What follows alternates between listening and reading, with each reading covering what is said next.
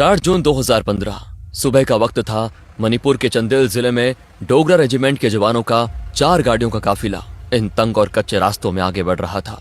जवान अपनी ड्यूटी पूरी करके बेस की तरफ लौट रहे थे। हर जवान के दिल में अपने घर वालों से मिलने की आस थी। कोई अपने बच्चों के खिलौने के बारे में सोच रहा था तो कोई अपनी माँ के हाथ के खाने के बारे में। लेकिन उनको नहीं पता था कि सामने घने जंगल में मौत सांप की तरह कुंडली मार कर बैठी है। मुंह पे काला कपड़े बांधे और हाथ में deadly assault rifles, rocket propelled grenades और आईडीज पकड़े लगभग 50 आतंकियों का एक झुंड इस जंगल की झाड़ियों में एक भयानक साजिश रचकर छुपा हुआ था। फौजी अब जंगल की सबसे गहरी और सुनसान घाटी में पहुंच चुके थे। तभी झाड़ियों में छुपे उन आतंकवादियों में से एक अपनी पोजीशन लेता है और अपना रॉकेट लॉन्चर हमारे फौजियों के लीड काफिले पर लॉक करता है। बाकी के आतंकी अपनी स्नाइपर्स और एलएमजीज का जूम सीधा हमारे जवानों के सिरों और गाड़ियों के पेट्रोल टैंक्स पर सेट कर देते हैं। उधर काफिले में सबसे आगे चल रही गाड़ी के टायर के नीचे अचानक एक नुकीली चीज आती है और टायर पंचर हो जाता है। गाड़ी झटके से रुक जाती है। पूरा काफिला वहीं पे थम जाता है। इसके बाद अचानक एक कान फाड़ देने वाला धमाका होता है। एक जोरदार आईडी ब्लास्ट ने लीड ट्रक को हवा में काफी फीट ऊपर उछाल दिया। झाड़ियों में छिपे इन आतंकवादियों ने हमारे फौजियों पर अंधाधुंध गोलियां बरसाना शुरू कर दी थी। हर सेकंड में सैकड़ों गोलियां गाड़ियों को चीरते हुए जवानों के जिस्म में उतर रही थी। आरपीजीज ने दूसरी गाड़ियों को भी आग के गोले में तब्दील कर दिया। एक तरफा फायरिंग के बाद ये आतंकी हमेशा की तरह डरपोक गिद्धों की तरह बॉर्डर क्रॉस करके म्यांमार के घने जंगलों में जा छुपे। उन्हें लगा उन्होंने एक और बार शिकार कर लिया और अब वो आराम से बैठेंगे, पर वो एक भयंकर भूल कर बैठे थे। उन्होंने शेर के मुंह में हाथ डाल दिया था और उन्हें इस बात का जरा सा भी अंदाजा नहीं था कि 2015 का ये भारत एक नया भारत है। ये वो भारत नहीं जो कड़ी निंदा करके शांत बैठ जाए। दरअसल ये आतंकी national socialist council of Nagaland NSCN से थे। उनके साथ कांगली योबोल कन्नालुप KYKL के आतंकी भी शामिल थे। SS खापलांग जो इस आतंकवादी संगठन का मास्टरमाइंड था, उसका मकसद नागालैंड को काटकर नागालिम नाम से एक अलग इंडिपेंडेंट देश बनाना था। उसका मानना था कि भारतीय संविधान उन पर जबरदस्ती थोपे जा रहा है।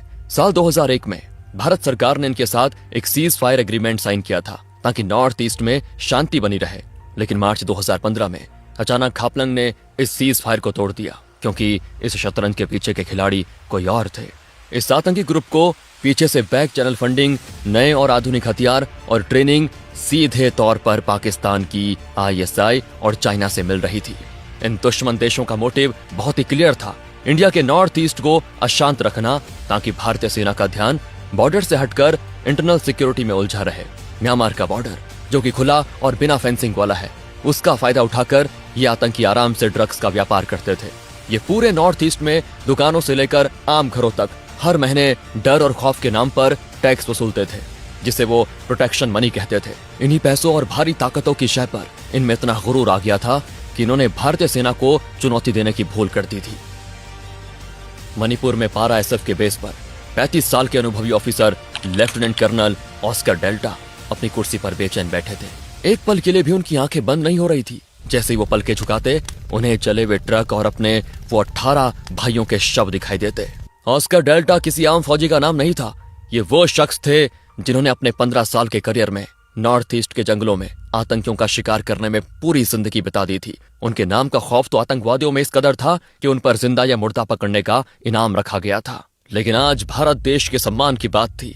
ऑस्कर डेल्टा अपनी कस्टम M4A1 कार्बाइन को साफ कर रहे थे और उन्हें पता था कि उनका वक्त आने वाला है। मामले की गंभीरता को देखते हुए प्रधानमंत्री नरेंद्र मोदी ने तुरंत PMO में एक high level emergency cabinet meeting बुलाई। मीटिंग में रक्षा मंत्री Manmohan Parrikar, national security adviser Ajit Doval, army chief general Dalbir Singh Suhag, home minister Rajnath Singh और डिफेंस सेक्रेटरी RK माथुर मौजूद थे। मीटिंग शुरू होते ही PM मोदी के चेहरे पर एक ऐसी रौद्र और गुस्से भरी लकीरें थी जो वहां मौजूद हर शख्स ने पहले कभी नहीं देखी थी। उन्होंने सीधे आर्मी चीफ की तरफ देखते हुए एक भारी आवाज में पूछा, दलबीर, इंटेलिजेंस रिपोर्ट क्या कहती है? मेरे देश के 18 जवान मारे गए, उनकी माताओं के आंसुओं का हिसाब मुझे चाहिए। जनरल दलबीर सिंह सुहाग ने सख्ती और आक्रोश से जवाब दिया, सर, मेरे जवान इस वक्त खून का घूंट पीकर बैठे हैं। फौजियों में गुस्से का ज्वालामुखी फट रहा है। आप बस एक इशारा कीजिए, हम इन आतंकवादियों को ढूंढकर राख में मिला देंगे। तभी अजीत डोभाल ने कहा, प्रधानमंत्री जी, ये आतंकी अब हमारी सीमा में नहीं है, हमला करने के बाद वो बाउंड्री क्रॉस करके म्यांमार के घने जंगलों में छिप गए हैं। इन्हें लगता है कि इंटरनेशनल बॉर्डर एक ऐसी लक्ष्मण रेखा है जिसे भारत कभी पार नहीं करेगा। इस बार हमें शेर के मुंह में हाथ डालना ही होगा। अगर आज हमने इनको इनके घर में घुसकर इन्हीं की भीड़ में नहीं मारा ना, तो ये आतंकी नॉर्थ ईस्ट को अगला कश्मीर बना देंगे और दुनिया समझेगी कि भारत एक कमजोर देश है। होम मिनिस्टर राजनाथ सिंह ने हैरानी से पूछा, डोभाल जी, आपका मतलब म्यांमार की सीमा पार करने का तो नहीं? डोभाल ने राजनाथ सिंह की आंखों में देखा और अटल विश्वास के साथ हाँ में सिर हिलाया। इसके बाद जनरल दलबीर सिंह बोल पड़े, सर, मौत का बदला मौत होता है। हमारे पास दो ऑप्शंस हैं, पहला एयर स्ट्राइक और दूसरा कोवर्ट ग्राउंड स्ट्राइक। पर एयर स्ट्राइक में दिक्कत यह है कि आतंकियों के कैंप म्यांमार के लोकल गांव के बिल्कुल बीच में बसे हैं। अगर हमने फाइटर जेट से बॉम्ब गिराए तो आम नागरिकों की जान जा सकती है। पीएम मोदी ने आखिरी सवाल पूछा, दलबीर, तुम्हारे जवानों को तैयार होने में कितना वक्त लगेगा, बस ये बताओ। दलबीर ने पूरे आत्मविश्वास से ठोस आवाज में कहा, सर, मुझे सिर्फ 3 दिन का समय चाहिए। चौथे दिन सवेरा होने से पहले आतंकियों की चिता जल चुकी होगी। पीएम मोदी ने कहा, तो फिर इन्हें इनकी औकात याद दिला दीजिए। जाइए और उनको बताइए कि नया भारत घर में घुसकर मारना जानता है।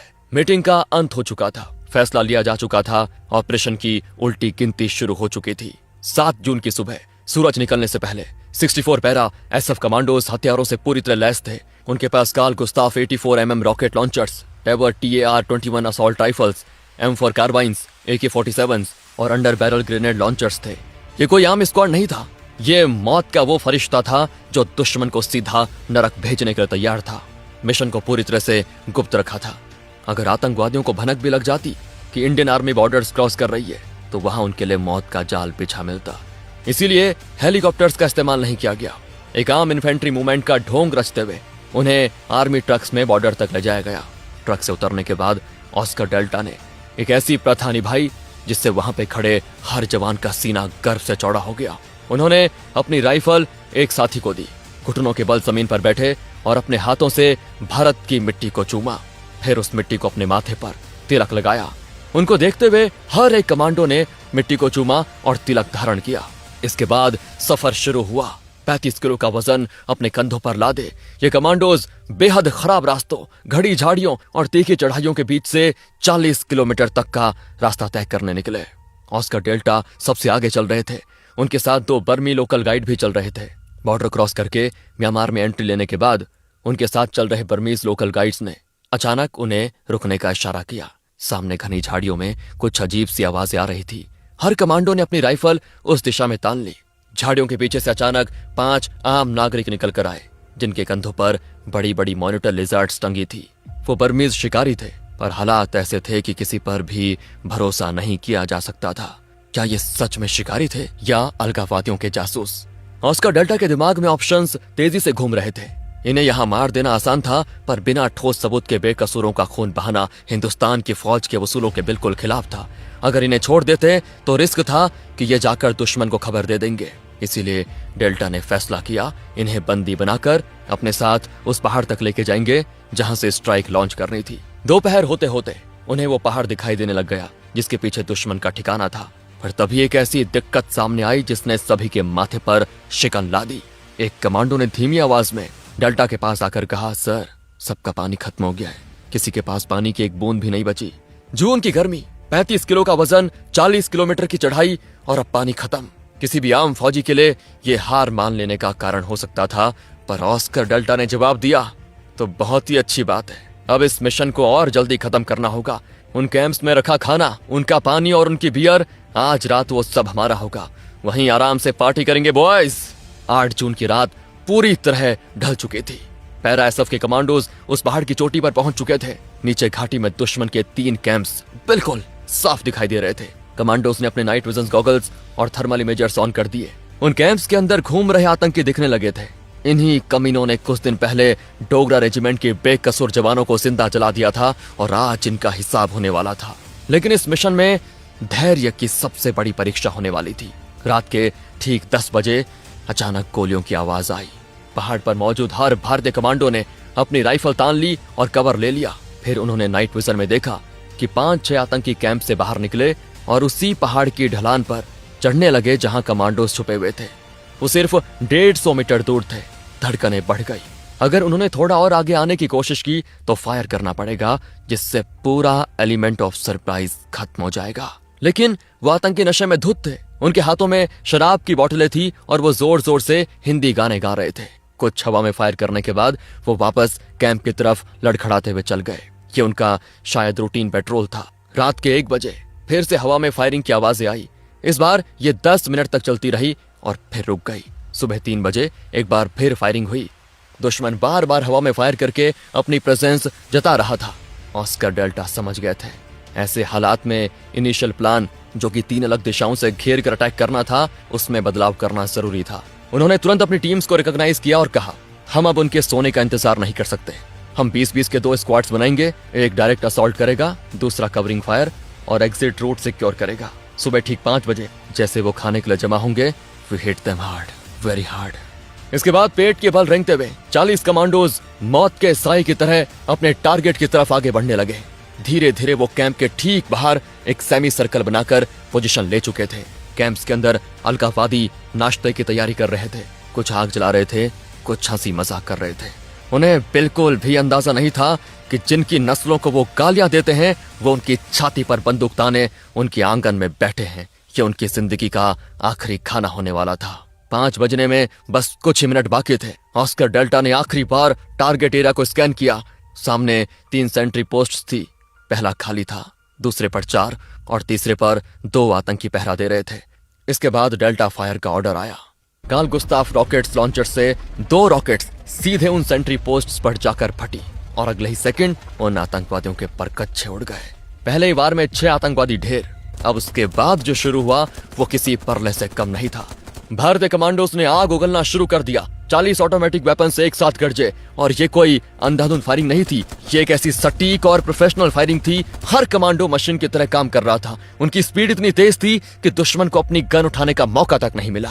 अलगाववादी बिना सरकटे मुर्गों की तरह यहाँ वहाँ भाग रहे थे। पहले 25 मिनट तक तो दुश्मन की तरफ से एक भी गोली फायर नहीं हुई। उनके टेंट्स छलनी हो गए थे, उनके हथियार वहीं ढेर हो गए थे। पूरा एनकाउंटर 45 मिनट चला और इन 45 मिनटों में भारत के वीर बेटों ने दुश्मन पर 15,000 राउंड्स फायर किए, 150 ग्रेनेड्स फेंके और करीब 1 दर्जन रॉकेट्स दागे। दुश्मन के 2 कैंप्स पूरी तरह जलकर राख हो चुके थे और तीसरा आधे से ज्यादा बर्बाद था। 50 से ज्यादा अलगाववादी उस जंगल में जलकर राख हो चुके थे। और सबसे बड़ी बात, हमारे एक भी कमांडो को हल्की सी खरोंच तक नहीं आई थी। डोगरा रेजिमेंट के जवानों के बहते खून का कर्ज आज पूरी तरह चुका दिया गया था। मिशन पूरा हो चुका था। ऑस्कर डेल्टा ने अपने जवानों को वापस मुड़ने का ऑर्डर दिया। उन 5 बर्मीज शिकारियों को जिन्हें इन्होंने उस समय बंदी बनाया था, वो छोड़ने का वक्त आ गया था। डेल्टा ने उनके पास जाकर न सिर्फ उनकी रस्सी खोली, बल्कि अपनी पॉकेट से निकालकर हर एक को 5,000 रुपए नगद दिए। उधर मणिपुर में हालात बेहद तनावपूर्ण थे। सुबह के 6 बज चुके थे। लेफ्टिनेंट जनरल विपिन रावत बार बार अपनी वॉच देख रहे थे। अब तक कोई सिग्नल क्यों नहीं आया? अचानक सैटेलाइट फोन बीप हुआ। विपिन रावत ने झपटते हुए फोन उठाया। दूसरी तरफ से एक भारी और थकी हुई लेकिन गर्व से भरी आवाज आई, mission accomplished sir. I repeat, mission accomplished. तुरंत ये message army chief general Dalbir Singh और वहां से पीएम मोदी, एनएसए अजीत डोभाल और रक्षा मंत्री को भेजा गया। वहीं दूसरी तरफ दोपहर 3 बजे मिट्टी और बारूद से सने पैरा एसएफ के ये 64 शेर वापस बॉर्डर पे स्थित पहले भारतीय गांव पहुंचे। भूख और प्यास से हालत खराब थी। कईयों को डिहाइड्रेशन था, पर चेहरे पर जो सुकून था ना, वो किसी अमृत से कम नहीं था। गांव में एंटर करते ही ऑस्कर डेल्टा ने एक छोटी सी दुकान देखी। उन्होंने वहां रखी म्यांमार बियर की सारी बोतलें खरीद ली। अपने जवानों के बीच बैठकर जब उन्होंने वो बियर पी तो उनकी थकान आधी तो वैसी दूर हो गई। कई दिनों की भयंकर टेंशन के बाद आज ये कमांडोज खुलकर सांस ले रहे थे, हंस रहे थे। शाम के लगभग 6 बजे आर्मी एविएशन कॉर्प्स के ध्रुव हेलीकॉप्टर्स आसमान से उतरे और इन सभी कमांडोज को सफलतापूर्वक वापस बेस पर लाया गया। कुछ ही मिनटों के बाद भारत सरकार ने एक ऐसी प्रेस कॉन्फ्रेंस की जिसने पूरी दुनिया में तहलका मचा दिया। भारत ने ऑफिशियली डिक्लेयर किया कि उन्होंने म्यांमार के अंदर घुसकर आतंकवादियों को मारा है। और ये इतिहास में पहली बार था जब भारत ने किसी क्रॉस बॉर्डर स्ट्राइक को इतने खुलेआम दुनिया के सामने स्वीकार किया था। 14 अगस्त 2015 को लेफ्टिनेंट कर्नल ऑस्कर डेल्टा को उनकी अजीम वीरता के लिए कीर्ति चक्र से नवाजा गया। दोस्तों, वीडियो पसंद आया हो तो लाइक करें।